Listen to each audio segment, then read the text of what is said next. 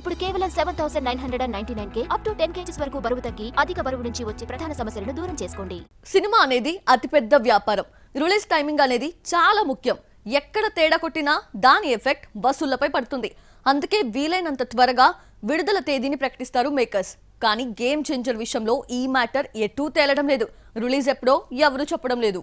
రామ్ చరణ్ తో game changer start చేసిన శంకర్ ఇప్పుడు భారతీయుడు 2ని రిలీజ్ కి రెడీ చేస్తున్నాడు. జూలై 12 కి విడుదల తేదీ ఫిక్స్ చేయడంతో పోస్ట్ ప్రొడక్షన్ పబ్లిసిటీ మీద ఫోకస్ పెట్టాడు.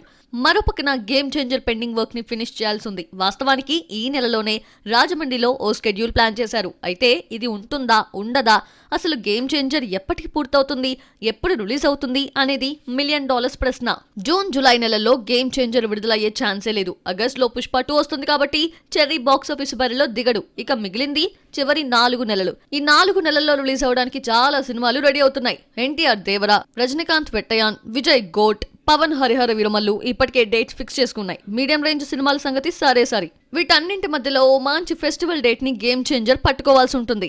గేమ్ చేంజర్ కి ఇంకా 20 నుంచి 30 రోజుల షూటింగ్ వర్క్ పెండింగ్ లో ఉంది. ఈ 30 రోజుల్లో హీరో రామ్ చరణ్ ఓ 10 రోజులు వస్తే చాలు. వరుసగా డేట్స్ దొరికితే ఇదేమంత పెద్ద టాస్క్ కూడా కాదు. కానీ రామ్ చరణ్ నుంచి అంతగా సపోర్ట్ దొరకడం లేదట. ఒకవేళ ఆగస్ట్ నాటికి షూటింగ్ వర్క్ పూర్తయినా పోస్ట్ ప్రొడక్షన్ కి మరో నెల టైం పడుతుంది. అంటే అక్టోబర్, నవంబర్, డిసెంబర్ నెలలో గేమ్ చేంజర్ రిలీజ్ కి ఛాన్స్ ఉంటుంది. ఎక్కడ బ్రేక్ పడినా వచ్చే ఏడాదికి షిఫ్ట్ కావాల్సిందే. మరి ఏం జరుగుతుందో చూడాలి.